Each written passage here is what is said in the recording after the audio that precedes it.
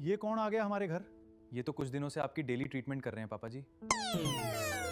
अभी आपने देखा डिमेंशिया का मोस्ट कॉमन सिम्टम जो कि है मेमोरी लॉस। हाय, मैं हूं डॉक्टर सुखजीत चनियाना, आपका दिमागी और मानसिक रोग स्पेशलिस्ट सुखमन हॉस्पिटल होशियारपुर से। डिमेंशिया एक न्यूरोकॉग्निटिव डिसऑर्डर है जिसमें पेशेंट की रिसेंट मेमोरी इंपेयर्ड हो जाती है, यानी कि जो हाल ही में की गई एक्टिविटीज है वो मरीज को याद नहीं रहती है, जबकि लॉन्ग टर्म मेमोरी यानी कि पुरानी बातें और यादें उसे याद रहती है। डिमेंशिया कई टाइप का होता है but most common Alzheimer's dementia होता है। इसमें मरीज की याद शक्ति और सोचने समझने की क्षमता कम हो जाती है, जिसकी वजह से उसकी रोजमर्रा जिंदगी में परेशानी आती है।